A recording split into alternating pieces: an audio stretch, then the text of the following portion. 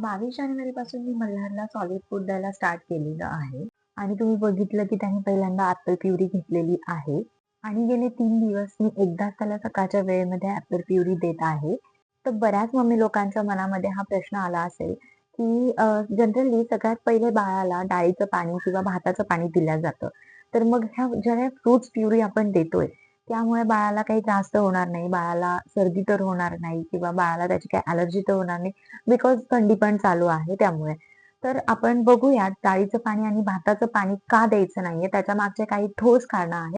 तर त्यातलं पहिलं कारण बघूया.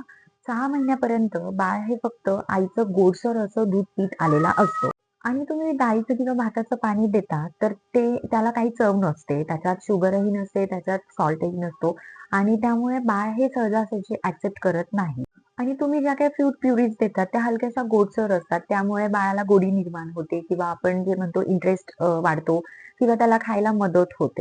त्यामुळे बऱ्याचदा तुम्ही भाताचं पाणी, डाळीचं पाणी दिल्यानंतर बाळ हे तोंडातनं बाहेर काढतो, उलटी करतो किंवा रडतो किंवा जास्त फार काही इंटरेस्ट दाखवत नाही आणि त्याने इंटरेस्ट दाखवावा, त्याने ते खावं म्हणून तुम्ही त्याच्यामध्ये साखर मिक्स करणार, मीठ मिक्स करणार आणि हे टोटली चुकीचं आहे.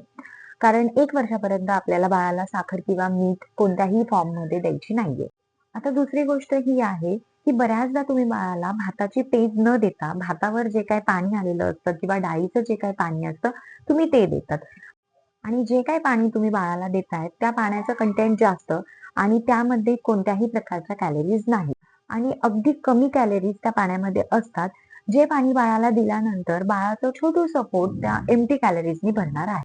पण ते पाणी बाळाला दिल्यानंतर बाळाचं पोट तर फुल राहील.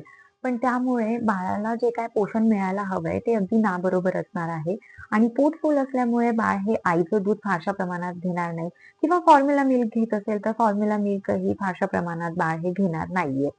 ज्यामुळे त्याला न्यूट्रिशन जे मिळायला हवं आहे ते न्यूट्रिशन सुद्धा मिळणार नाहीये.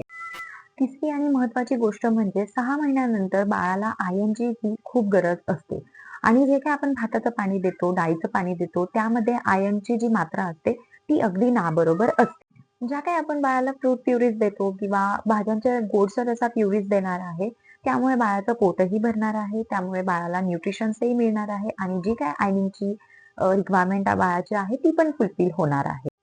शिवाय हे जे काही फळं आहेत, भाज्या आहेत, या बाळाला पचायला हलक्या असतात.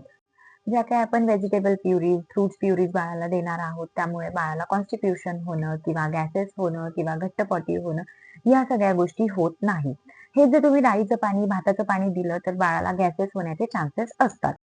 So as per my on opinion बाळाला डाळीचं किंवा भाताचं पाण्याऐवजी फ्रुट्सची प्युरीज किंवा व्हेजिटेबल्सची प्युरीज जर दिली, तर बाळही हे एन्जॉय करत खाणार आहे आणि त्याच्या हेल्थसाठी सुद्धा ते उपयोगी ठरणार आहे. बट अर्थातच चॉईस तुमची असेल. भेटूया नेक्स्ट ब्लॉगमध्ये. Thank you for watching my video.